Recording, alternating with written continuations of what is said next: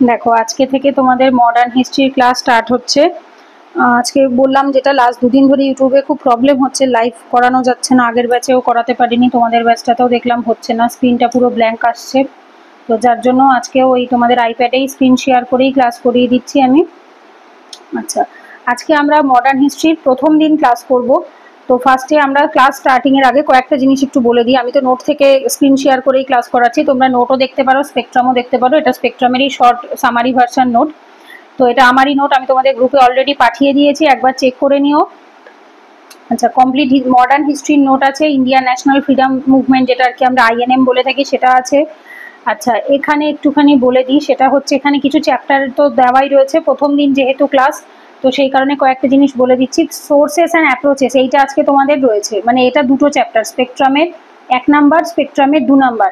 তো আজকের ক্লাসে আমরা সোর্সেস অ্যান্ড অ্যাপ্রোচেস করবো। জেনারেলি এই ক্লাসটা করতে বেশিক্ষণ সময় লাগে না, 1 ঘন্টাও লাগে না, তার মধ্যেই হয়ে যায়। ক্লাসটা খুবই ছোট হয়।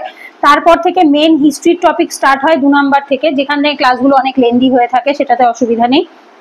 বাট বিষয়টা হচ্ছে advent of the European in India, এইখান থেকে স্টার্ট হচ্ছে মডার্ন হিস্ট্রি। তো আগে একটুখানি আমরা মডার্ন হিস্ট্রি কি, আইএনএম কি, সেগুলো একটু ভালো করে বুঝবো। তারপর আজকে যেহেতু প্রথম দিনের ক্লাস, তো সেহেতু আমরা তারপরে যাচ্ছি সোর্স অ্যান্ড অ্যাপ্রোচেস বোঝার জন্য। এইগুলো রেকর্ডেড, যেরকম আগে হোয়াইট বোর্ডে ক্লাস করাতাম তার অনেক রেকর্ডেড ক্লাস আছে, বাট সেটা অনেক পুরনো হয়ে গেছে, ওই জন্য আমি পাঠালাম না। আমি নতুন করে এখন স্ক্রিন শেয়ারে যেরকম ক্লাস করাই ওভাবে করেই পাঠাচ্ছি।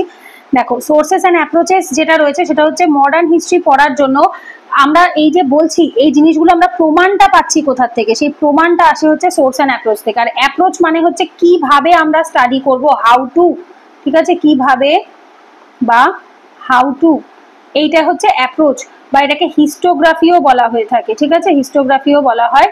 মানে হচ্ছে যারা হিস্ট্রি মানে ছিলেন, হিস্টোগ্রাফার ছিলেন, তারা কিভাবে অ্যাকচুয়ালি জিনিসগুলোকে স্টাডি করে থাকতেন, সেইটাকের জন্য সোর্স অ্যান্ড অ্যাপ্রোচ, যেটা আজকে আমরা পড়ছি। এরপর অ্যাডভেন্ট অফ দ্য ইউরোপিয়ানরা ভারতে আসছে। India on the way of British conquest, ব্রিটিশরা ভারতে আসার সময় পরে ইন্ডিয়াতে কি কি ঘটনা ঘটেছে সেগুলো।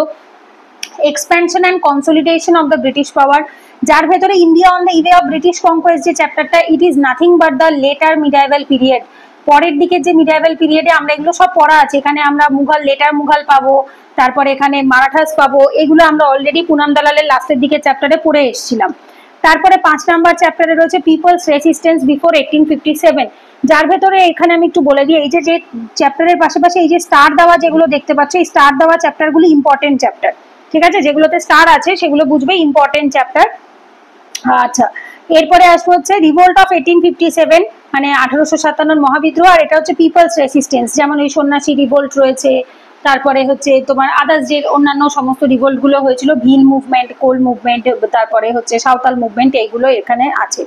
এরপরে আসবো সোশিও রিলিজিয়াস রিফর্ম মুভমেন্টের ফিচার যেটা রয়েছে।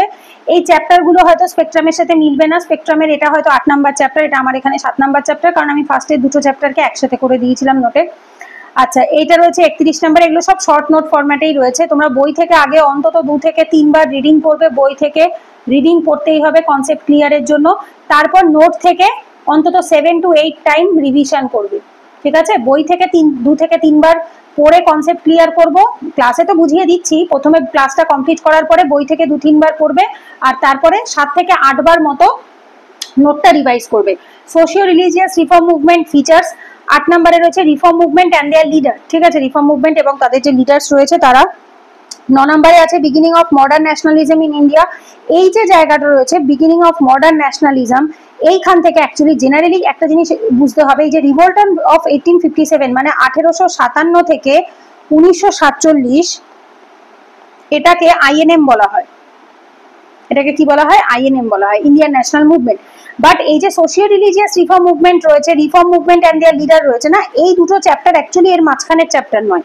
এই দুটো হিসেব মতো এর আগে হওয়া উচিত ছিল, সে দুটোকে পরে দেওয়া হয়েছে, আর কিছু নয়। বাট বিষয়টা হচ্ছে এগুলো কিন্তু ইতিহাসের সাথে ডিরেক্টলি কোনো সাল হিসেবে কানেক্টেড নয়। যত হিস্ট্রিতে আমরা যত সোশিও রিলিজিয়াস, সামাজিক এবং যে সমাজ সংস্করণ যেগুলো দেখেছি বা যে মুভমেন্টগুলো দেখেছি, সেইগুলোকে একটা জায়গায় করে জট ডাউন করা, আর কিছু নয়। সো দ্যাট মিনস হচ্ছে আমাদের এখানে কি করতে হবে, আমাদের আগে এইটা মাথায় রাখতে হবে, এই যে 5 নাম্বার চ্যাপ্টার অবধি 5 আর এদিকে 7-8 এইগুলো হচ্ছে মডার্ন হিস্ট্রির মধ্যে পড়ে, ঠিক আছে। এইবার এই 6 নাম্বার চ্যাপ্টার, 9 নাম্বার চ্যাপ্টার, এইখান থেকে 9 থেকে অ্যাকচুয়ালি স্টার্ট হয় হচ্ছে আইএনএম, আর যার ভেতরে এই 6 নাম্বার চ্যাপ্টারটাও ঢুকে যাচ্ছে। তো এইখান থেকে টোটালটা ইন্ডিয়ান ন্যাশনাল মুভমেন্ট স্টার্ট হচ্ছে। মডার্ন ন্যাশনালিজমের শুরু, ইন্ডিয়ান ন্যাশনাল কংগ্রেসের ফাউন্ডেশন, মডারেট ফেজ এবং আইএনসির annual session, era of militant nationalism 1905 থেকে 9, first phase of revolutionary activity 1907 থেকে 17, first world war nationalist response, emergence of Gandhi, এটা খুব ইম্পর্টেন্ট মানে চ্যাপ্টার। এখান থেকে অ্যাকচুয়ালি মডার্ন হিস্ট্রি যে মেইনসের জন্য যে কোশ্চেন গুলো আসে সেগুলো এখান থেকে বেশিরভাগ কোশ্চেন আসে, পার্সোনালিটি বেসড কোশ্চেন আসে। ডোন্ট ওয়ারি, আমরা এরপরে প্রিভিয়াস ইয়ার কোশ্চেন অ্যানালিসিস করব, স্ক্রিন শেয়ার করেই ক্লাস থেকে আমি তোমাদের করিয়ে দেবো, সেটা ইউটিউবেই ফ্রিতেই পাবলিক ক্লাসেই করিয়ে দেবো, প্রিভিয়াস ইয়ার সমস্ত প্রিলিমস মেন্সে সলভ করিয়ে দেবো। এরপর আসে non cooperation, Khilafat movement, emergence of Swaraji socialist ideas, revolutionary activity, new forces, এটাও ইম্পর্টেন্ট। দেখবে আমি ইম্পর্টেন্ট গুলো আলাদা করে আর বলছি না, বিকজ পাশে স্টার দেওয়া রয়েছে, তোমরা নিজেরাই দেখতেই পাচ্ছ। সাইমন কমিশন, নেহেরু রিপোর্টও ইম্পর্টেন্ট, বাট অতটা নয়, মোটামুটি ইম্পর্টেন্ট। এইবার এইটার পরে 18 নম্বরটা বেশি important, civil disobedience, round table conference, এটা অনেকটা লেন্থি চ্যাপ্টার আছে। Debates on the future strategy after CDM, Congress rule in province, nationalist response in the wake of world war two, এটাও ইম্পর্টেন্ট। কুইট ইন্ডিয়া মুভমেন্ট খুব important, demand for Pakistan, Subhash Chandra Bose, INA important. Post war national scenario, এই যে post war কথাটার মানে হচ্ছে world war 2 এর কথা বলা হচ্ছে, ওয়ার্ল্ড ওয়ার 2 এর পরে কি কি ঘটনাগুলো ঘটেছে, আর ইন্ডিপেন্ডেন্স উইথ পার্টিশন, এগুলো ইম্পর্টেন্ট। এইখানে এসে অ্যাকচুয়ালি আইএনএম বা স্বাধীনতা মুভমেন্ট শেষ হচ্ছে, কিন্তু এরপরেও আমরা বেশ কিছু চ্যাপ্টার দেখতে পাচ্ছি, যেমন সাংবিধানিক, constitutional, administrative, judicial development, British policy and economic impact on India, development of Indian press and newspaper and journals, development of education, peace and movement 1857 to 1947, আর এই যে movement of working class, women freedom fighter, governor general, viceroy. এই যে 25 থেকে 32 অব্দি যে 7টা chapter আছে, এটা হচ্ছে হিস্ট্রির ওভারঅল যে চ্যাপ্টার গুলোকে একটা জায়গায় করে কাইন্ড অফ বলতে পারো মিসলেনিয়াস টপিক গুলোকে একসাথে করে জট ডাউন করা হয়েছে, মানে যেগুলো যেগুলো কমন সেগুলোকে টোটাল হিস্ট্রি থেকে একটা জায়গায় করে আনা হয়েছে। যেমন ধরো কনস্টিটিউশনাল প্রচুর অ্যাক্ট ব্রিটিশ ভারত মানে ব্রিটিশ ইন্ডিয়ান গভর্নমেন্ট পাস করিয়েছিল, সেইগুলোকে এক জায়গায় করা হয়েছে। অ্যাডমিনিস্ট্রেটিভ প্রচুর চেঞ্জেস এসছে, সেগুলোকে পুরো ইতিহাসে লাস্ট 200-300 বছরের যা যা চেঞ্জেস এসছে সবটাকে একটা জায়গায় করা। জুডিশিয়াল ডেভেলপমেন্টও তাই, জুডিশিয়াল ডেভেলপমেন্ট মানে সুপ্রিম কোর্ট হাইকোর্টের যে রায়গুলো থাকে সেটাকে জুডিশিয়াল ডেভেলপমেন্ট বলে। ব্রিটিশ পলিসি, ইকোনমিক ইম্প্যাক্ট, এই দুটোও তোমাদের বোধহয় স্পেকট্রামের আলাদা আলাদা চ্যাপ্টার। ব্রিটিশ পলিসি একটা chapter, economic impact on India একটা আলাদা চ্যাপ্টার। এই দুটো ছোট চ্যাপ্টার, ওই জন্য আমি দুটোকে একসাথে মার্চ করে দিয়েছিলাম, connected chapter. New development of Indian press, এইটা একটা চ্যাপ্টার, আর নিউজ পেপার জার্নালস একটা অ্যাপেন্ডাইসিস। তো আমি কি করেছি, দুটোকে একসাথে করে দিয়েছিলাম, ইন্ডিয়ান প্রেসটা, নিউজ পেপার জার্নালসটা টানা পড়লে ওটাতে সুবিধা হয়। ডেভেলপমেন্ট অফ এডুকেশন, এটাও ইম্পর্টেন্ট, অনেকগুলো কমিশন পাবো, কমিশনের নামগুলো মুখস্থ করতে হবে। এরপর 1857 অব্দি তো আমরা মুভমেন্ট পড়লাম, বাট 1857 থেকে 1947 মধ্যে অনেক মুভমেন্ট হয়েছে যেগুলো পড়া হয়নি, সেগুলোকে আবার ভাগ করা হয়েছে, যেমন pigeon movement, working class movement, এইভাবে ভাগ করে দেওয়া হয়েছে, সেগুলো আমরা দেখবো। ওমেন ফ্রিডম ফাইটার, এটা তো আমার মডার্ন হিস্ট্রি সেকেন্ড এডিশনের নোটে অ্যাড করা হয়েছে, ফার্স্ট এডিশনের নোটে ছিল না, বিকজ তখন ওই বইটাতে ছিল না। এটাও থার্ড এডিশনও বেরোবে বছরের শেষের দিকে, নভেম্বর ডিসেম্বরের দিকে এটা থার্ড এডিশন বেরোবে। গভর্নর জেনারেল এবং ভাইসরয়, ঠিক আছে, 1757, এই হচ্ছে তোমাদের, তারও আগেও বেরোতে পারে থার্ড এডিশন, আমি শিওর নই, বাট যাই হোক এটা মোটামুটি অনেক পরেই বের করা হয়েছে, এটা আমি দেখে বলছি, এটা 2022-এর শেষের দিকে বেরিয়েছিল খুব সম্ভবত। এখানে ডেটটা বোধহয় দেওয়া নেই, এখানে আমি ডেট দেইনি, বাট আমার যতদূর মনে পড়ছে এটা 23-এর দিকে, 23-এর শুরুতে বেরিয়েছিল। তো এখন আরো বইয়ের আপডেট হয়ে গেছে। তো আজকে প্রথম চ্যাপ্টারটা খুবই ছোট, বেশি বড় নয়, এটা source and approaches of modern India, তোমাদের স্পেকট্রামের দুটো চ্যাপ্টার মিলিয়ে রয়েছে। আগে একটুখানি দেখে নেব কি কি আছে। এই হচ্ছে চ্যাপ্টারের ফার্স্ট চ্যাপ্টারের নোট, দুটো চ্যাপ্টার মিলিয়ে এই সোর্স শেষ হলো এখানটাতে, এইখানে এসে এখান থেকে অ্যাপ্রোচ শুরু হচ্ছে, এই অ্যাপ্রোচ এসে এইখানে এসে অ্যাপ্রোচ শেষ, পরে থেকে অ্যাডভেন্ট অফ ইউরোপিয়ান আমরা নেক্সট ক্লাসে কমপ্লিট করব। আচ্ছা চলো স্টার্ট করছি আমরা প্রথম ক্লাসটা, source and approaches of modern India. Just a second.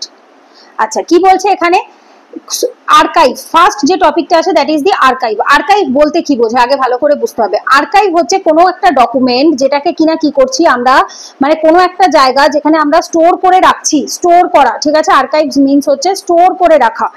তো এই যে collection of historical records and documents, usually primary source of document, যেগুলো প্রাথমিক সোর্স ছিল, বেসিক্যালি ইতিহাসে তো অনেক রকমের সোর্স আছে, বাট যেগুলো প্রাথমিক সোর্স ছিল সেগুলোকে হিস্টোরিক্যাল রেকর্ডগুলোকে এবং ডকুমেন্টগুলোকে যখন আমরা একটা জায়গায় স্টোর করে রাখি, ঠিক আছে। আমরা ন্যাশনাল আর্কাইভসও রয়েছে, যেরকম ধরো লাইব্রেরিতে বই থাকে সেরকম ন্যাশনাল আর্কাইভসে হচ্ছে, ন্যাশনাল লাইব্রেরিতে বই রয়েছে, ন্যাশনাল মিউজিয়ামে নিদর্শনগুলো রয়েছে যেগুলো আমরা চোখে দেখতে পাই, সেরকমই ন্যাশনাল আর্কাইভে ঐতিহাসিক রেকর্ডগুলোকে থাকে। যেরকম ভাগ করা রয়েছে administrative, legal, social and commercial. এক এক রকম হতো। তো বলছে 4টে ক্যাটাগরি রয়েছে, একটা হচ্ছে সেন্ট্রাল গভর্নমেন্টের আর্কাইভ, স্টেট গভর্নমেন্টের আর্কাইভ, আর একটা হচ্ছে record of subordinate and intermediate authority, যারা সাবঅর্ডিনেট থাকতো মানে এই স্টেট গভর্নমেন্ট বা সেন্ট্রাল গভর্নমেন্টের নিচে বা আন্ডারে থাকতো, এবং বা ইন্টারমিডিয়েট বলতে পারো, তাদের মধ্যস্থতাকারী। জুডিশিয়াল রেকর্ড মানে সুপ্রিম কোর্ট হাইকোর্টের যে লিগাল যে পেপারস গুলো থাকে, যেগুলোর মাধ্যমেও কিছু প্রমাণ থাকে ইতিহাসের, সেইগুলো। কেন? কারণ সোর্স যদি না জানি, ভালো করে একটা জিনিস বুঝতে হবে, সোর্স ইজ দ্য প্রমাণ।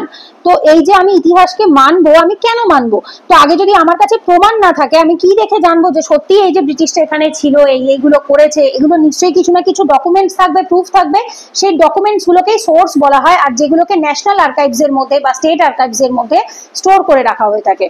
বলছে কি other than this they can also categorise on the basis of ownership, which is very important. এই 4টে ছাড়াও আমরা এটাকে ওনারশিপের উপর বেস করে, ওনারশিপ মানে মালিকানা, কে মালিক, ঠিক আছে, মালিকানার উপরে বেস করে আমরা কি করি, ভাগ করতে পারি। প্রথম আসছে পাবলিক আর্কাইভস। পাবলিক মানে হচ্ছে গভর্নমেন্ট, পাবলিক মানে তুমি আমি নই, পাবলিক মানে সরকারি আর্কাইভ। প্রাইভেট মানে হচ্ছে ইন্ডিভিজুয়াল, যেটা রাজা মহারাজারা তখন নিজেদের মতো করেও কিছু স্টোর করে রাখতো। তো ফার্স্ট আগে আমরা দেখবো কি বলছে সেন্ট্রাল গভর্নমেন্ট আর্কাইভের মধ্যে। ফার্স্ট আসছে সেন্ট্রাল গভর্নমেন্ট আর্কাইভ, পাবলিক আর্কাইভের মধ্যে, যেটা আমি অলরেডি বললাম ন্যাশনাল আর্কাইভস অফ ইন্ডিয়া রয়েছে, সেই অফিসটা কোথায়, নিউ দিল্লিতে। এগুলো কিন্তু ডেটা মুখস্থ করতে হবে, জিকে টাইপের এক্সামে আসতে পারে বা প্রিলিমসে আসতে পারে। ইউপিএসসি এত সহজ জিজ্ঞেস করে না, বাট স্টিল অন্যান্য এক্সামেও জিজ্ঞেস করতে পারে। বলছে কি এখানে কি কি পাওয়া গেছে, ইস্ট ইন্ডিয়া কোম্পানি, যেটা ব্রিটিশ ইস্ট ইন্ডিয়া কোম্পানি ইন্ডিয়াতে কাজ করেছে, তো তাদের যে রেকর্ড ছিল সেই রেকর্ডগুলো এখানে রয়েছে, যার ভেতরে ইম্পর্টেন্ট যেমন দেখো জেমস রেনিল, যিনি first surveyor general of Bengal ছিলেন 1767 এ, তার সময়কারও ডেটা আমরা এখান থেকে ইনফরমেশন পাচ্ছি। এছাড়া আর কি কি পাচ্ছি দেখো, এডুকেশনের ওপর ব্রিটিশ ভারতে যে এডুকেশন পলিসিগুলো আনা হয়েছে তার ডকুমেন্ট পাচ্ছি। জিওগ্রাফিক্যাল ডেটা, এই যে সেন্সাস হয়েছিল সেই সেন্সাসের ডেটা বা জিওগ্রাফিক্যাল ডেটা পাচ্ছি আমরা। রেকর্ডস অফ রিফর্ম অফিস, ঠিক আছে, যেটা কিনা 1920 টু 1937, 1920 থেকে 1937 এর মধ্যে যে যে রিফর্ম অফিসগুলোতে রেকর্ডগুলো পাওয়া গেছে, সেইগুলো রেকর্ডও আমরা পাচ্ছি কোথায়, সেন্ট্রাল গভর্নমেন্টের আর্কাইভের মধ্যে বা ন্যাশনাল আর্কাইভস অফ ইন্ডিয়াতে, যেটা নিউ দিল্লিতে রয়েছে। ব্যাস এই কয়েকটা পয়েন্ট মাথায় রাখলেই হবে। এই কারণে এই চ্যাপ্টার খুব আহামরি বেশি কিছু ইম্পর্টেন্ট নয়। এটা প্রিলিমসে আজ অব্দি তো খুব একটা জিজ্ঞাসা করেনি, বাট মেন্সে যদি কখনো আসে, আমি আবারও বলছি মেন্সে যা যদি আসে, আমার নোটে যা অ্যান্সার দেওয়া আছে about archives and the sources, which is more than enough to write a 10 to 15 mark answer. ঠিক আছে, 10 থেকে 15 নম্বরের অ্যান্সার লেখার জন্য শুধুমাত্র যেটুকু আমার নোটে দেওয়া আছে সেটুকুও যদি মুখস্থ করে লিখে আসতে পারো for mains answer writing, which is enough. এরপর আসে স্টেট গভর্নমেন্ট আর্কাইভ, রাজ্য সরকারের আর্কাইভ গুলো কি বলছে, যেটা তৈরি হতো কি কি দিয়ে, ফরমার ব্রিটিশ ইন্ডিয়ান প্রভিন্স, মানে যারা একটা টাইমে ব্রিটিশ ইন্ডিয়ারই পার্ট ছিল প্রভিন্স গুলো, তাদের যে আর্কাইভস গুলো ছিল সেগুলো কোথায় লেখা রয়েছে, কোথায় রাখা রয়েছে, রাজ্য সরকারের আর্কাইভে। কেন, ভালো করে বুঝতে হবে। যেমন ধরো যদি বেঙ্গলের মধ্যে কোনো আর্কাইভ থাকে, সেটা নিশ্চয়ই আমরা অন্য কাউকে দিয়ে দেবো না, বেঙ্গলের মধ্যেই রাখবো। যদি মহারাষ্ট্রের কিছু থাকে, সেটা মহারাষ্ট্র গভর্নমেন্টের কাছেই থাকবে। প্রিন্সলি স্টেট মার্জড আফটার 1947, বলছে 1947 এর পরে, স্বাধীনতার পর যে প্রিন্সলি স্টেট গুলো, প্রিন্সলি স্টেট মানে মহারাজাদের যে ইয়েগুলো ছিল, প্রভিন্স গুলো ছিল, যেগুলো রাজা মহারাজারা শাসন করতো, যেটা ডিরেক্টলি ব্রিটিশ ইন্ডিয়ার আন্ডারে আসতো না। তো সেই যে প্রিন্সলি স্টেট গুলো ছিল, সেই প্রিন্সলি স্টেটদেরও যেগুলো স্বাধীনতার পরে অ্যাড করা হয়েছে, সেই প্রিন্সলি স্টেট গুলোতেও যা যা আর্কাইভস বা রেকর্ড পাওয়া গেছে সেগুলোকে স্টেট আর্কাইভসে রাখা হয়েছে। এরপর কি বলছে, ফরেন অ্যাডমিনিস্ট্রেশন এক্সেপ্ট ব্রিটিশ, বলছে কি ফরেন অ্যাডমিনিস্ট্রেশন, ব্রিটিশ ছাড়াও অন্যান্য আরো ফরেনরা ছিল, আমরা পরে দেখবো পর্তুগিজ ছিল, ডাচ ছিল, ডেন্স ছিল, ফ্রেঞ্চ ছিল। তো ব্রিটিশটা বাদ দিয়েও আরো 4টে ছিল। তো এই যে এরা সবাই, এদেরও তো কিছু না কিছু রেকর্ড পাওয়া গেছে, যেমন ধরো এই যে কারাইকাল, মাহে, পুদুচেরি, এগুলোতে ফ্রেঞ্চ ঘাঁটি দেখা গেছে, তো সেই সমস্ত জায়গাতে এগুলো আমরা পেয়েছি। এছাড়া কোথায় রয়েছে কিংডম অফ লাহোর, যেটা কোথায়, খালসা দরবার, যেটা 1800 থেকে 1849 ডেটা পাওয়া গেছে। বিটা কেটে দিয়ে, একটু মনে হয় টাইপিং এররে পড়ে গেছে। তো 1800 থেকে 1849 এর মধ্যে যে ডেটাগুলো ছিল সেগুলো কিংডম অফ লাহোর বা খালসা দরবারে পাওয়া যাচ্ছে। এছাড়া আর কোথা থেকে পাচ্ছি আমরা, পেশওয়া দপ্তর, যেটা পুনেতে ছিল। আমরা কদিন আগেই মিডাইভাল হিস্ট্রি শেষের দিকে পেশওয়াশিপ পড়লাম, যখন মারাঠা পড়লাম। মহারাষ্ট্রতে বলছে কি ফর মারাঠা হিস্ট্রি, ওই যেটা আমি একটু আগেই বললাম, যে এলাকায় যে হিস্ট্রি ছিল সেই এলাকাতে সেটা সেই রাজ্যের স্টেট আর্কাইভের মধ্যে ঢুকিয়ে দেওয়া হয়েছে। রাজস্থান রাজ্যের মধ্যে কি রয়েছে, রাজপুত স্টেটদের হিস্ট্রি রয়েছে, রাজপুত স্টেট আর্কাইভ রয়েছে, দেখো এই যে বিকানিরে রাজপুত স্টেটে রাজস্থানে। কাশ্মীরের ডোগরা রুলার্সদের রয়েছে, গোয়ালিয়র, ইন্দোর, ভোপাল, কোচিন, ত্রিবাঙ্কুর, মাইসোর, কোলহাপুর। এই প্রত্যেকটা জায়গার নাম অলরেডি আমরা পড়ে এসেছি কখন মিডাইভেল হিস্ট্রি যখন কমপ্লিট করেছি, মনে করে দেখো। গোয়ালিয়র, ইন্দোর, ভোপাল এগুলো ছিল ইসেরদের ওই মারাঠা কনফেডারেসিদের আন্ডারে। আচ্ছা, তারপর কাশ্মীর ছিল ডোগরাদের আন্ডারে, কোচিন ছিল, কোচিন, ত্রিবাঙ্কুর, মাইসোর, কোলহাপুর। কোলহাপুর ছিল রয়্যাল হাউস অফ কোলহাপুর, এটাও মারাঠাদের আন্ডারে। কোচিন, ত্রিবাঙ্কুর, মাইসোর আলাদা আলাদা ভাবে ইন্ডিপেন্ডেন্ট রাজ্য হয়ে গেছিল, যেগুলো আমরা নেক্সট এরপরে মডার্ন হিস্ট্রিতেও স্পেকট্রামেও আবার আছে, ওখানেও আমরা দেখবো। তো এরপরে বলছে কি আর্কাইভস অফ 3 প্রেসিডেন্সি। পরের পয়েন্টে আসছে কি 3টে প্রেসিডেন্সি, যেটা ছিল কি কি, বোম্বে, বেঙ্গল, মাদ্রাস, এই 3টে ছিল হচ্ছে আমাদের প্রেসিডেন্সি। তো এই 3টে প্রেসিডেন্সি শহর যেগুলো ছিল বড় বড় শহর, ঠিক আছে। তো এই 3টে প্রেসিডেন্সিতে সেখানে যে ডকুমেন্টস গুলো পাওয়া গেছে সেগুলো রয়েছে।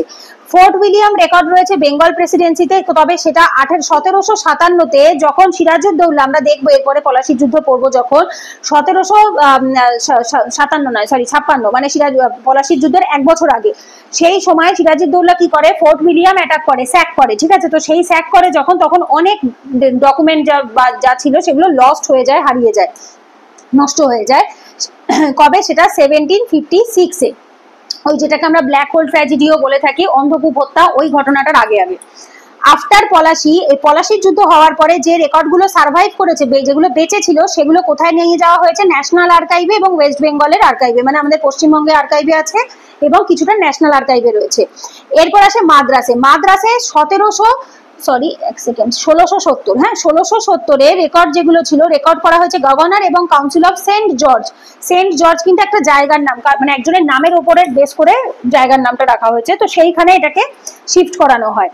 এরপর বোম্বেতে দেখো মহারাষ্ট্র সেক্রেটারিয়েট রেকর্ড অফিস রয়েছে, সেই বোম্বেতে মহারাষ্ট্র সেক্রেটারিয়েট অফিস যেটা বর্তমানে রয়েছে সেখানে রাখা হয়েছে।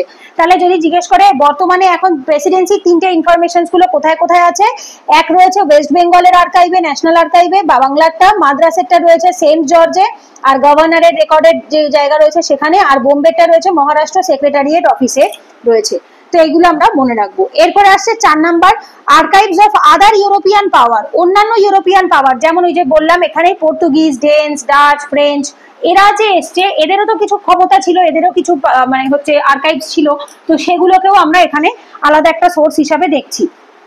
যেমন দেখো বলছে পর্তুগিজরা গোয়াতে 1700 থেকে 1900 এই টাইমটার মধ্যে ছিল। তো বেসিক্যালি বলতে গেলে পর্তুগিজরা হচ্ছে এমন একটা ইউরোপিয়ান পাওয়ার যারা এসছে সবার আগে, 1498-এ এসছে, গেছে সবার শেষে 1961-তে গেছে। সেটা আমরা পড়বো, ডোন্ট ওয়ারি, মডার্ন হিস্ট্রির সময় পড়বো আমরা একটু বাদেই। বাট আপাতত গোয়াতে একটু দেখে নিই, গোয়াতে পর্তুগিজরা 1700 থেকে 1900 এই টাইমের মধ্যে ছিল। তো যার ফলে সেই রেকর্ডগুলো গোয়াতে আমরা এখনো পাই। ডাচ রেকর্ড যেটা কোচিনে, মালাবারে, মালাবার মানে কেরালা, মাদ্রাস রেকর্ড অফিসে রয়েছে। চুচুড়াতে, যে চিনচুড়া যেটা সেটা হচ্ছে চুচুড়া, কোথায়, ওয়েস্ট বেঙ্গল আর্কাইভে রয়েছে। ফ্রেঞ্চ আর্কাইভ যেটা চন্দননগরে এবং পন্ডিচেরিতে রয়েছে, বা যেটা এখন পুদুচেরি বলি, তখন আগের নাম ছিল পন্ডিচেরি, সেটা পরে প্যারিসে নিয়ে যাওয়া হয়েছে। ডেন্স যারা ছিল তারা ট্রান্সফার করেছে কোথায় কোথায়, কোপেনহাজেনে, ঠিক আছে। কোপেনহাজেনে কবে, 1845-এ, মানে 1845-এ তারা এই সমস্ত ইনফরমেশন ট্রান্সফার করে নিয়ে গেছে কোথায়, কোপেনহাজেনে। আচ্ছা, এরপরে হচ্ছে কোথায়, ট্র্যাঙ্কুইভার রেকর্ড যেটা 1777 থেকে 1845-এর মধ্যে কোথায় রয়েছে, মাদ্রাস রেকর্ড অফিসের মধ্যে রয়েছে। এগুলো সবই ডেটা ওরিয়েন্টেড, প্রিলিমসে খুব বেশি চান্স নেই জিজ্ঞেস করার, এখন অব্দি তো খুব একটা করেনি, বাট মেন্সের ক্ষেত্রে ইম্পর্টেন্ট হয়। মেন্সের অ্যান্সার রাইটিং এর জন্য একবার একটা দুটো করে কোশ্চেন রেডি করে রাখবে, আমি মেন্সের কোশ্চেন পাঠিয়ে দেবো গ্রুপে। আর একটা জিনিস, যাদের অ্যানশিয়েন্ট প্লাস মিডাইভেলের কোশ্চেন এখনো লেখা ডিউ আছে, as soon as possible দিয়ে দেবে, বিকজ সামনে অ্যানশিয়েন্ট মিডাইভেলের মক টেস্ট রয়েছে, খুব সম্ভবত আমি ডেটটা বলে দেবো, ধরে রাখো, অন অ্যান অ্যাভারেজ ধরে রাখো 15ই আগস্টের পরে যে সানডেটা পড়বে, 15ই আগস্ট বোধহয়, 15ই আগস্ট না, পরের সানডে নয়, দাঁড়াও আমি শিওর বল, 17 তারিখ বোধহয় একটা সানডে আছে, 7 বোধহয় 17ই, দেখো তো একবার চেক করে 17ই আগস্ট কোনো সানডে কিনা, যদি যতদূর মনে পড়ছে 17ই আগস্ট একটা সানডে, ওই দিনকে অ্যানশিয়েন্ট মিডাইভেলের মক টেস্ট আছে, প্রিলিমসের মক টেস্ট, ঠিক আছে। তো সুতরাং অ্যানশিয়েন্ট মিডাইভেল রিভিশন করতে স্টার্ট করে দাও, আর ডেসক্রিপটিভ মক টেস্টটাও হবে অ্যানশিয়েন্ট মিডাইভেলের অগাস্টের মোটামুটি ধরে রাখো 30 থেকে 31-এ যে লাস্ট সানডেটা পড়বো ওই রকম একটা সানডেতে, ঠিক আছে। তো এই দুটো কিন্তু অগাস্টের মধ্যে অ্যানশিয়েন্ট মিডাইভেল ফুল রিভিশন হওয়া চাই, কারণ আর তার সাথে সাথে মডার্ন কিন্তু স্টার্ট হয়ে গেল, মডার্নেরও কিন্তু প্রত্যেক দিনের যে এমসিকিউ গুলো একটা পিডিএফ গ্রুপে পাঠিয়ে দিয়েছি এমসিকিউ এর পিডিএফ, সেখান থেকে সলভ করবে। তার সাথে অ্যান্সার রাইটিং এর যে ডেসক্রিপটিভ কোশ্চেন সেটা আমি প্রোভাইড করে দেবো, গ্রুপে দিয়ে দেবো, সেখান থেকে অ্যান্সার রাইটিং করে দুটো করে কোশ্চেন লিখে লিখে সলভ করে পাঠিয়ে দেবে। আমি এটা ফ্রেশ ভাবে এখানে না, আমি পরে অন্য কোথাও তোমাদের গ্রুপে আমি মেসেজ করে জানিয়ে দেবো। আমি এখানে জাস্ট অন অ্যান অ্যাভারেজ একটা আইডিয়া দিয়ে রাখলাম যাতে তোমরা রিভিশন করতে স্টার্ট করে দাও। মোটামুটি অগাস্টের 17 তারিখের পরে যে মানে 15-17 মধ্যে যে রবিবারটা পড়বে সেটাতে মক প্রিলিমস এর মক টেস্ট মানে এমসিকিউ বেসড হবে, আর যেটা লাস্টের দিকে থাকবে সেটাতে ডেসক্রিপটিভ থাকবে, যেখানে মোটামুটি ধরে রাখো 100 নাম্বারের ডেসক্রিপটিভ থাকবে। ঠিক আছে, অ্যানশিয়েন্ট মিডাইভেলের উপরে 100 নাম্বারের ডেসক্রিপটিভ থাকবে, 15 মার্কার প্লাস 10 মার্কার, দু রকমেরই কোশ্চেন থাকবে, যেরকম তোমাদের ডেলি লিখতে দিতাম সেরকম ভাবেই। আচ্ছা, এরপর যাই হোক এগুলো আমি একটু মুছে দিই, এগুলো পরে তোমাদেরকে আমি গ্রুপে জানিয়ে দেবো, সেখান থেকে তোমরা দেখে নেবে। আমি একটুখানি আইডিয়া দিয়ে দিলাম জাস্ট। আচ্ছা, এরপরে আসবো হচ্ছে আমরা কোথায় পড়াচ্ছিলাম, জুডিশিয়াল রেকর্ড। জুডিশিয়াল রেকর্ডে কি বলছে, মেয়র কোর্ট যেটা রয়েছে সেটা কোথায়, জুডিশিয়াল মানে হচ্ছে জুডিশিয়ারি থেকে কথাটা আসে, জাজমেন্ট থেকে কথাটা আসে, জাজমেন্ট। এবার জাজমেন্ট কে দিতে পারে, সুপ্রিম কোর্ট, হাই কোর্ট, যে কোনো কোর্ট দিতে পারে, রাইট। তো এদেরকে জুডিশিয়াল বডি বলা হয়। তো এরাও যে রেকর্ডগুলো রেখেছে সেগুলো রয়েছে, যেমন মেয়র্স কোর্ট রয়েছে Saint fort Saint Jorge, মাদ্রাসের record অফিসে রয়েছে এখন, কলকাতা হাইকোর্টের রেকর্ড রয়েছে, সুপ্রিম কোর্ট অফ বেঙ্গল, এটা তোমরা আশা করি প্রত্যেকে জানো, 1774-এ সুপ্রিম কোর্ট অফ বেঙ্গল হয়, যার প্রথম যিনি চিফ জাস্টিস ছিলেন স্যার এলিজা ইম্পে। তো তিনি কি করছেন 1774 থেকে 1861 এই টাইমে যে সুপ্রিম কোর্টের যে বেঙ্গলের যে সুপ্রিম কোর্টের যে ইনফরমেশন গুলো ছিল সেগুলো রাখা রয়েছে বেঙ্গল রেকর্ডে। Mayors court of Bombay Maharashtra secretariat record অফিসে রাখা রয়েছে। এগুলো হচ্ছে জুডিশিয়াল রেকর্ডের মধ্যে পড়ছে।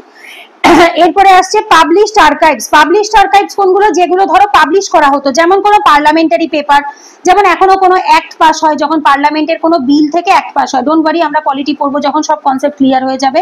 সিলেক্ট কমিটি রিপোর্ট, পার্লামেন্টের প্রচুর কমিটি থাকে তাদের প্রচুর রিপোর্ট পাবলিশ হয়, তো সেই জিনিসগুলো আসছে এর ভেতরে। এরপরে আসবো এইগুলো যতগুলো পড়ালাম, এই দেখো এগুলো সব আসছে পাবলিক আর্কাইভের মধ্যে। পাবলিক আর্কাইভের মধ্যে এই টোটালটা পড়ছে, পাবলিক মানে হচ্ছে গভর্নমেন্ট, এই 1 থেকে 6 যা যা আমরা পড়লাম, this all are come under the government archive. এইবারে আসে হচ্ছে প্রাইভেট আর্কাইভ। প্রাইভেট মানে কোনো পার্টিকুলার ইন্ডিভিজুয়াল ব্যক্তি, ঠিক আছে, ইন্ডিভিজুয়াল ব্যক্তি যদি নিজের মতো করে কোনো ডকুমেন্ট স্টোর করে রাখে বা কোনো মিউজিয়াম বানিয়ে, লাইব্রেরি বানিয়ে, তখন সেটাকে প্রাইভেট আর্কাইভের মধ্যে ধরা হয়। যেমন এখানে এক্সাম্পলে বলছে দেখো, আচ্ছা কি কি রয়েছে, documents of individual and families, কোন নিজের নির্দিষ্ট একজন ব্যক্তির বা পরিবারের, যেমন নেহেরু মেমোরিয়াল মিউজিয়াম, এটা দিল্লিতে রয়েছে, বা লাইব্রেরি ইন নিউ দিল্লি, এটাতে আমরা ঘুরতে গেছিলাম, দেখতেও গেছিলাম। সো এখানে প্রচুর ইনফরমেশন রয়েছে, আর স্পেশালি কোন টাইম পিরিয়ডের, INM Indian national movement plus after independence, স্বাধীনতার পরের এই দুটো টাইমের ইনফরমেশন প্রচুর পরিমাণে নেহেরু মেমোরিয়াল মিউজিয়াম এবং দিল্লি লাইব্রেরিতে রয়েছে। এরপর আসে হচ্ছে ফরেন রিপোজিটরি, এটা রেড কালার হবে, এটা কি করে ব্ল্যাক হয়ে গেল কে জানে, একটু কারেকশন করে নিও, আর নাহলে 3rd এডিশনের নোটে আমি আবার কারেকশন করে দেবো। ফরেন রিপোজিটরি, ফরেন রিপোজিটরি বলতে যেটা বললাম, বিদেশি শক্তি, যেরকম এই 5টা বিদেশি শক্তি ইন্ডিয়াতে এসছে, তারা যে রিপোজিটরিজ গুলো তাদের নিজেদের দেশে নিয়ে চলে গেছে, সেগুলো এক একটা সোর্সের কাজ করে, যেটা বর্তমানে আউট অফ ইন্ডিয়া রয়েছে, বাইরে রয়েছে, আউট অফ ইন্ডিয়া, ঠিক আছে, বাইরে রয়েছে। যেমন ইন্ডিয়া অফিস রেকর্ড রয়েছে ইংল্যান্ডে, লন্ডনে, ব্রিটিশ মিউজিয়াম রয়েছে, ইস্ট ইন্ডিয়া রেকর্ডস রয়েছে, এগুলো হচ্ছে কোথায়, ইংল্যান্ডে, লন্ডনে, ব্রিটিশ মিউজিয়াম, এগুলো ইস্ট ইন্ডিয়া রেকর্ডস রয়েছে। এরপর প্যারিসে রয়েছে, কোপেনহেগেনে রয়েছে, লিসবনে রয়েছে, পাকিস্তানে লাহোরে রয়েছে, কারণ তখন তো ইন্ডিয়ারই অংশ ছিল, পেশওয়ারে রয়েছে, আফগানিস্তানে রয়েছে, ইরানে রয়েছে। এই জায়গাতেও আমরা প্রচুর ফরেন রিপোজিটরি বা ইনফরমেশনস বা আর্কাইভস পাচ্ছি। এরপর এইগুলো টোটালটা গেল কি কিসের মধ্যে, এগুলো সব আসছে হচ্ছে আর্কাইভস ক্যাটাগরির মধ্যে। এইবার আসছে এগুলো আর্কাইভস নয়, এগুলোকে আমরা নর্মাল সোর্স বলতে পারি, মানে এগুলো সোর্স, ইতিহাসেরই সোর্স এগুলো, এবং যেগুলো থেকে আমরা কি হচ্ছে ইতিহাস সম্পর্কে জানতে পারছি। কোন কোনগুলো দেখো, বলছে বায়োগ্রাফিক্স and memories and the travel accounts. তো এই সময় প্রচুর লোকেরা ইন্ডিয়াতে এসছেন, যাদেরকে আমরা কি বলে থাকি, ফরেন ট্রাভেলার। খুব ইম্পর্টেন্ট, আমরা পড়বো এগুলো, ফরেন ট্রাভেলার, এক্সিলেন্ট, যাদেরকে আমরা কি বলি, ফরেন ট্রাভেলার। কোথায় পড়ি আমরা, আর্ট অ্যান্ড কালচারে থাকে, প্লাস হিস্ট্রিতে থাকে, প্লাস এনশিয়েন্ট মিডিয়েভাল মডার্ন সব জায়গাতেই থাকে।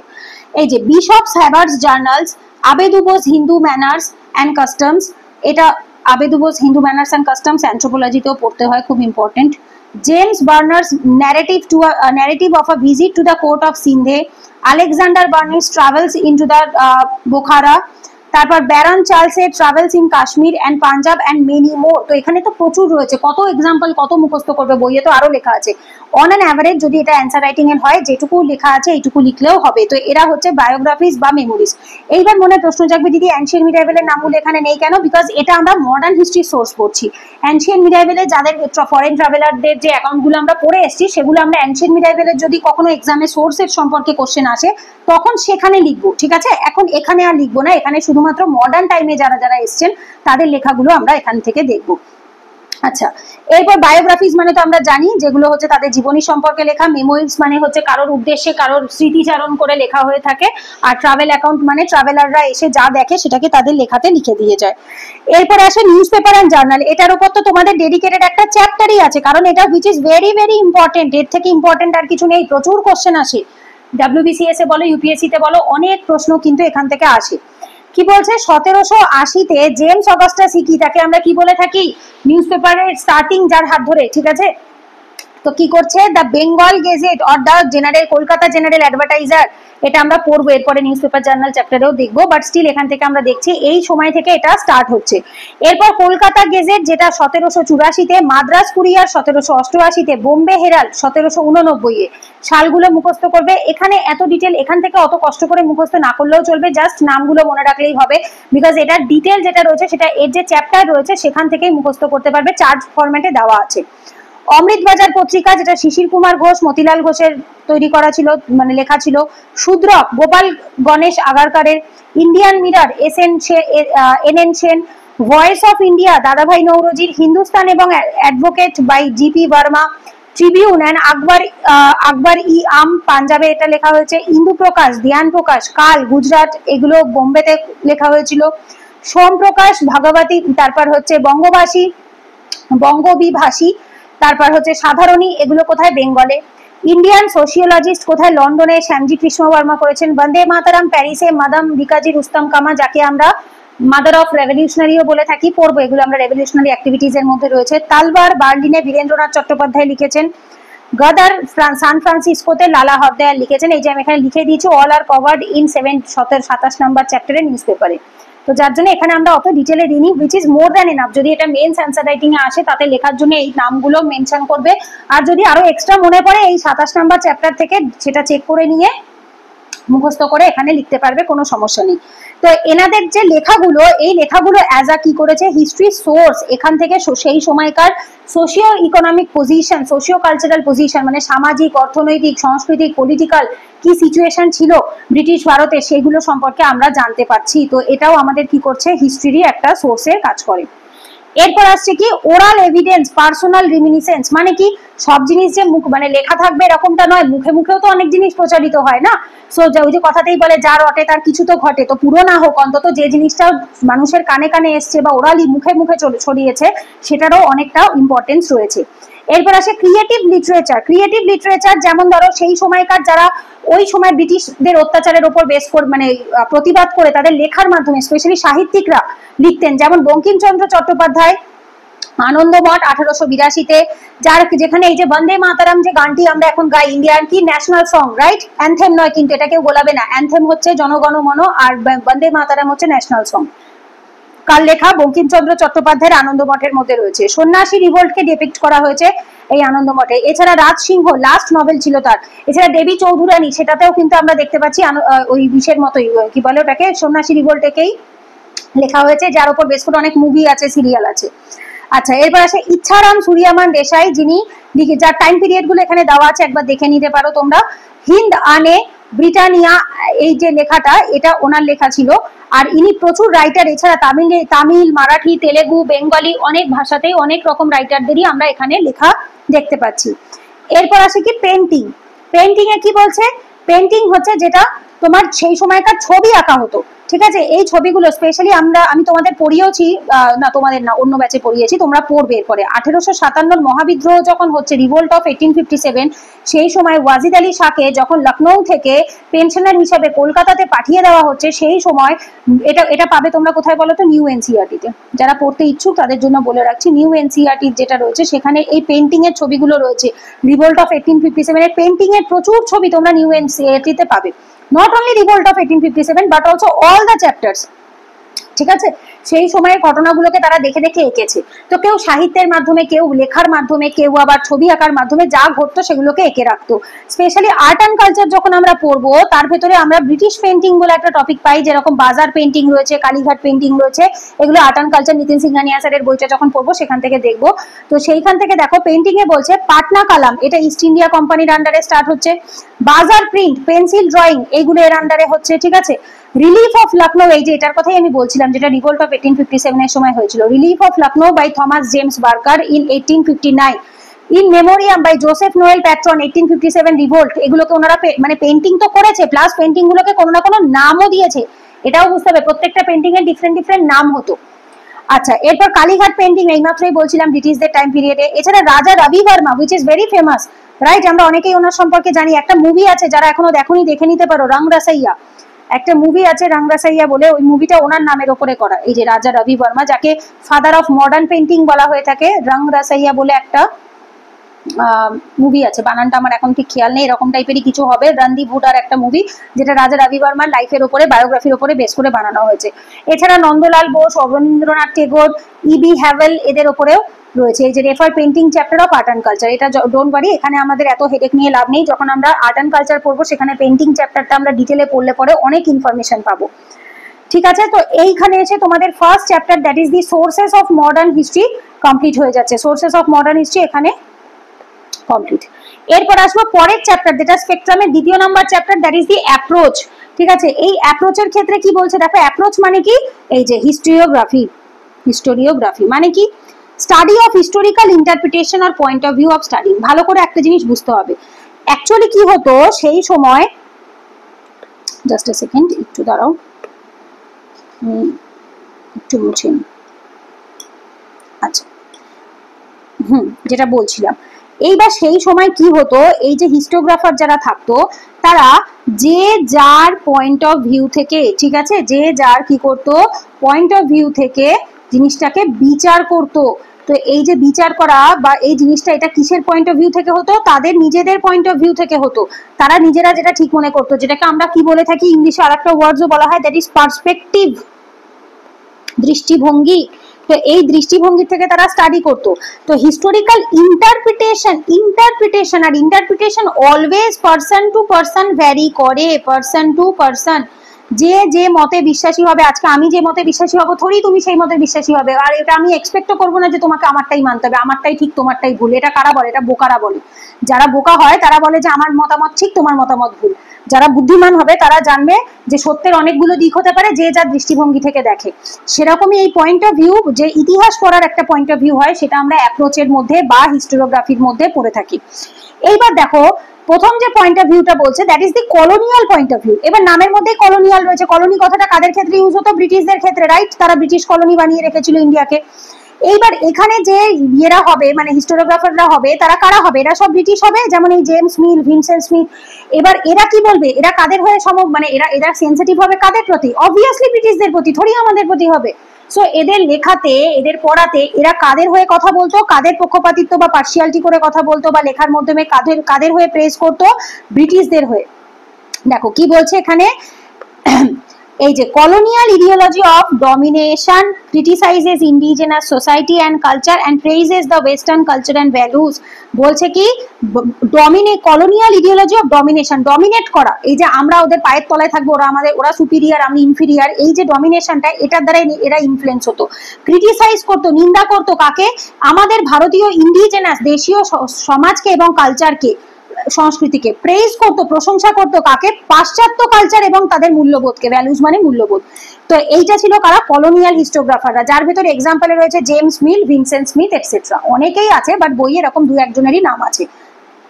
আচ্ছা, এরপরে আসবো ন্যাশনালিস্ট। নামের মধ্যেই রয়েছে ন্যাশনালিস্ট, তার মানে এরা কারা হবে, ইন্ডিয়ান হবে, জাতীয়তাবাদী হবে। তার মানে এরা কাদের প্রতি সিম্প্যাথেটিক হবে, অবভিয়াসলি ইন্ডিয়ানদের প্রতি। এরা কাদের প্রতি সিম্প্যাথেটিক ছিল, ব্রিটিশদের প্রতি।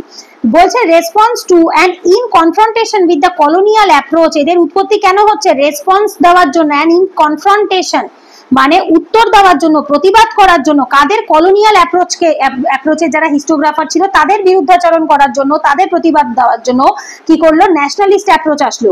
স্বাধীনতার আগে যারা ছিল তারা কি করতো, তাদের অ্যানশিয়েন্ট এন্ড মিডাইভাল পিরিয়ড নিয়ে তারা গল্প করতো। স্বাধীনতার আগে যারা ন্যাশনালিস্ট ক্রিটিক ছিল তারা কি করতো, বলতো দেখো আমাদের অ্যানশিয়েন্ট হিস্ট্রি দেখো, আমাদের মিডাইভাল হিস্ট্রি দেখো, কত ফ্লারিশ, যে তোমরা আমাদেরকে ইনফিরিয়ার বলছো, কোন নাক্কেলে তোমরা বলছো, দেখেছো আমাদের অ্যানশিয়েন্ট হিস্ট্রি, আমাদের মিডাইভাল হিস্ট্রি, যেটা অলরেডি আমরা পড়ে এসেছি।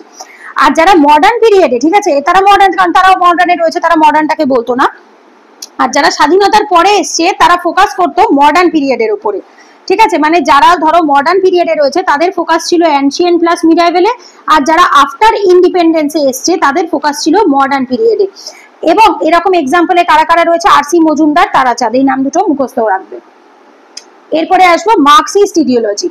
এই মার্কসিস্ট ইডিওলজি যারা থাকে তারা জেনারেলি কিরকম হয়ে থাকে, এরা সবসময় সমাজের পিছিয়ে পড়া সম্প্রদায়, যারা লেবার ক্লাস রয়েছে বা যারা অ্যাকচুয়ালি মনে করে থাকে এই যে ক্যাপিটালিস্ট মানে যাদের পয়সা আছে প্রচুর, এরাই হচ্ছে সমাজের এনিমি বা শত্রু। আর এই ক্যাপিটালিস্ট দু জায়গাতেই রয়েছে, ইন্ডিয়ার পপুলেশনেও রয়েছে, ব্রিটিশ পপুলেশন বা বিদেশি পপুলেশনেও রয়েছে।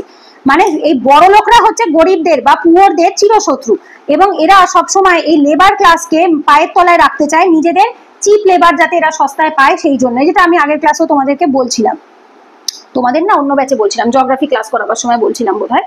আচ্ছা, এরপরে দেখো কি বলছে, মার্কসিস্ট ইডিওলজিতে প্রাইমারি কন্ট্রাডিকশন, এদের মত অনুসারে মেন ঝামেলাটা কিসের ভেতরে, interest of and the native subject. বলছে কি কলোনিয়াল ম্যাটার, কলোনিয়াল মাস্টার্স যারা ছিল, মানে হচ্ছে ব্রিটিশ প্রভু যারা ছিল, প্রভু, ওরা আমাদেরকে দাস বানিয়ে রেখেছিল আর ওরা নিজেদেরকে প্রভু বলে মনে করতো। আর নেটিভ মানে হচ্ছে দেশীয় সাবজেক্ট, আমরা মানুষও নই, বুঝতে পারছো, আমাদেরকে বস্তু বানিয়ে দেওয়া হয়েছে, সাবজেক্ট বানিয়ে দেওয়া হয়েছে। এবং inner contradiction between the sections of Indian society, শুধুমাত্র যে ব্রিটিশ ভার্সেস ইন্ডিয়ান তা নয়, প্লাস ইন্ডিয়ার মধ্যেও ইনার সেকশনসেও প্রচুর প্রবলেম ছিল। যেমন ইন্ডিয়াতে যারা বড়লোক ছিল, রিচ যারা ছিল, রিচ ভার্সেস পুয়ারের একটা প্রবলেম ছিল, প্লাস হচ্ছে ইন্ডাস্ট্রিতে যারা মালিক ছিল, ওনার ভার্সেস লেবারের একটা প্রবলেম ছিল। আচ্ছা, আর কি কি সমস্যা ছিল, আপার ক্লাস ভার্সেস এসসি এসটিসরা ছিল বা দলিতরা ছিল। এই যে প্রবলেমগুলো, সমাজের ভেতরেও যে কন্ট্রাডিকশন ছিল, সেইগুলো নিয়ে স্টাডি করে কারা, মার্কসিস্ট যারা, যেরকম এক্সাম্পলে বলছে আর.পি. দত্ত, এ.আর. দেশাই, এরা। ঠিক আছে, ক্লিয়ার, মুছে দিলাম, জাস্ট আ সেকেন্ড। ওকে, নেক্সট এরপরে কি বলছে দেখো, সাবালটার্ন অ্যাপ্রোচ।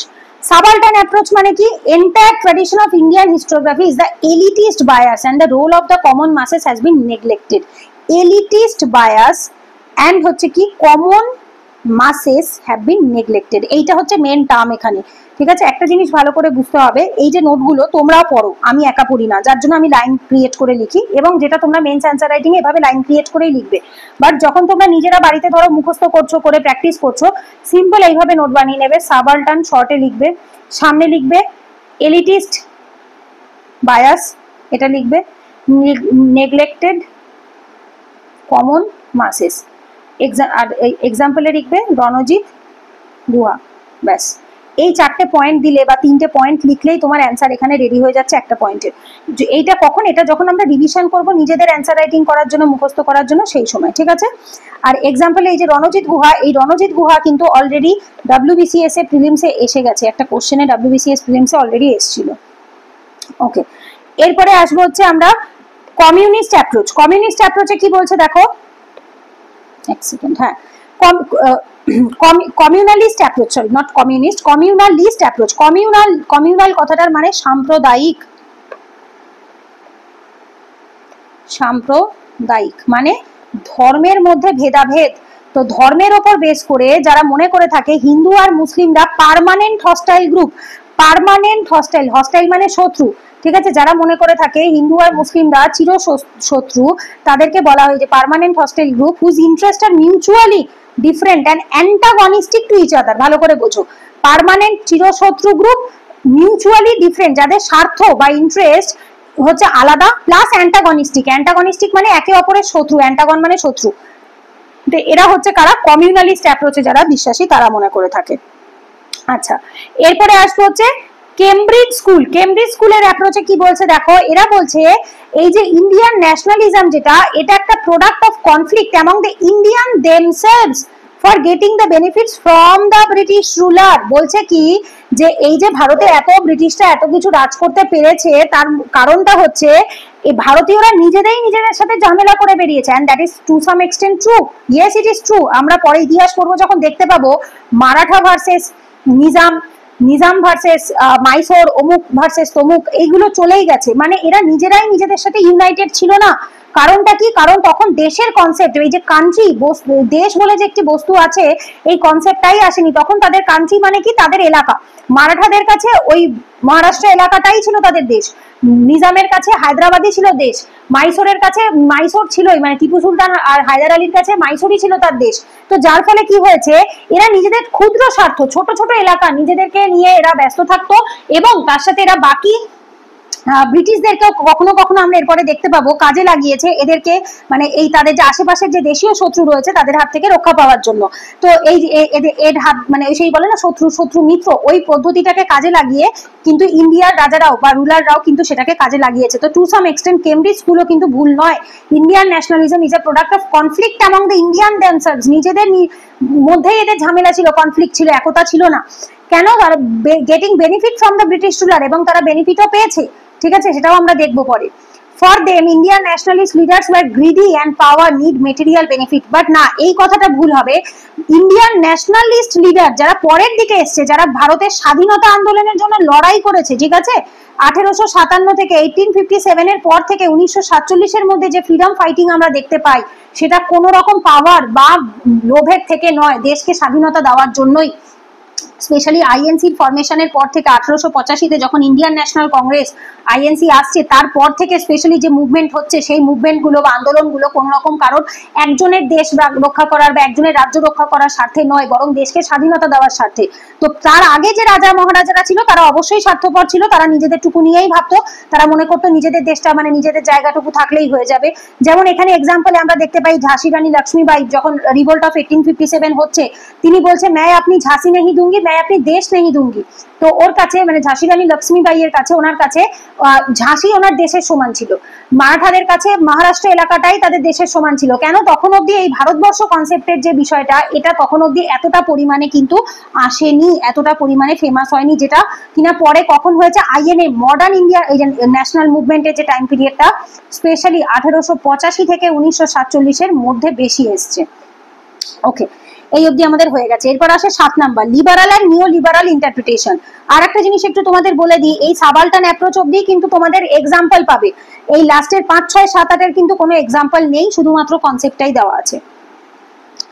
ওকে, লিবারাল নিও লিবারাল ইন্টারপ্রিটেশন। লিবারাল মানে উদার, নিও লিবারাল, নিও কথাটার মানে হচ্ছে নিউ, নব থেকে আসে, যারা নতুন প্লাস আবার উদার মানসিকতার।